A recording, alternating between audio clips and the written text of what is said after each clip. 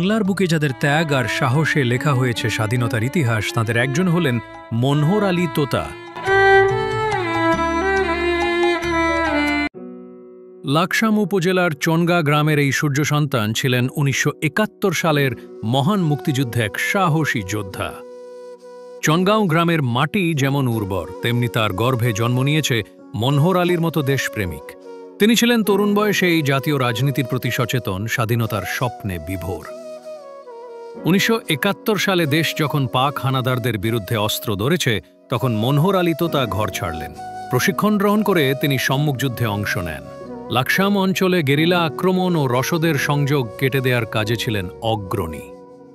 যুদ্ধ শেষে ফিরে এসেছিলেন একজন নীরব নায়ক হয়ে। ত্যাগ আর কষ্টের স্বীকৃতি হিসেবে পেয়েছেন রাষ্ট্রীয় স্বীকৃতি বীর মুক্তিযোদ্ধা উপাধি।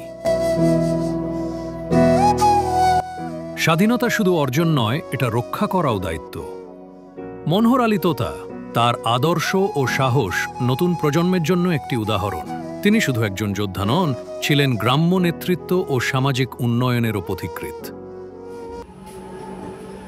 আমার নাম মনোহর আলী তোতা। ফকিরগঞ্জে লাইনে আপনার একটা ব্রিজ ছিল, তখন তো অনেক উচ্চের কথা, এগুলি তো অনেকটা আসলে ব্রিজের কথা মনে থাকে না। রেল ব্রিজে বাড়তে গেলাম, তো বলে যে তোমাকে আমি লোক দেব, তোমার সাথে সাথে লোক যাবে। তখন রাত্রে সন্ধ্যার পরে আমাদের গাড়ি করে আমাদের বর্ডারে পাঠিয়ে দিল। ক্যাম্প তো ছিল করিমগঞ্জ, এটা হলো ইন্ডিয়ান করিমগঞ্জ। এই ভারত করিমগঞ্জ হল আমাদের ক্যাম্প। তখন আসা বর্ডার আমাকে নামাই দিল। নামাই দেওয়ার আমাদের আমরা প্রায় ৩০-৩৫ জন নেতৃত্বে আমি ছিল। এর পূর্ব অনেক মুক্তিযোদ্ধা গেছে, এই ব্রিজটা ভাঙার জন্য পারেনি। তখন আমাকে দিছে, আমি দায়িত্ব নিলাম। রাত প্রায় ১টা-১.৫টা বাজছে। বারবার আমরা রেখে পাঠিয়েছি, কিন্তু কোনো সুযোগ নেই। ব্রিজের উপরে যাইয়া পাক বাহিনী আছে, পাহারা দিচ্ছে। এবারে ৩বার স্টেপ নিচ্ছে, কোনো সুযোগ করতে পারি, ব্যর্থ হয়েছে।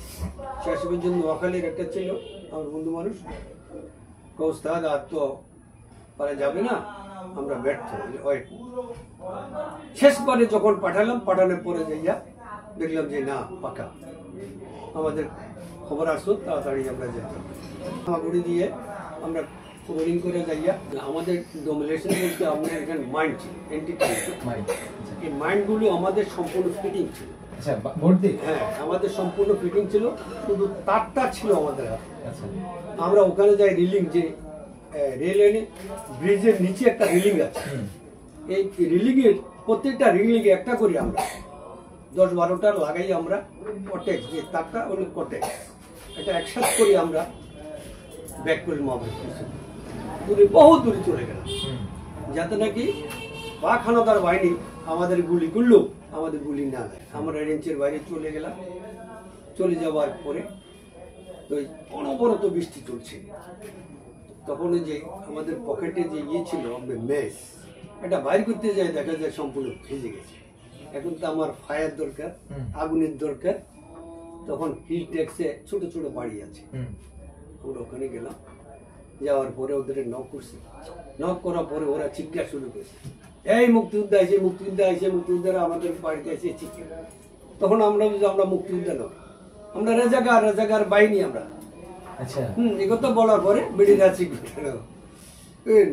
পরে একটা ম্যাচ দিছে। পরে যাইয়া আমরা এই কটেক্স তারের মধ্যে আগুনটা দিতে দেরি, ২৫ সেকেন্ডে ২০০০ গজ স্পিরিট আগুন দিতে দেরি, এটাকে সম্পূর্ণ ব্রেসটাকে তছনছ।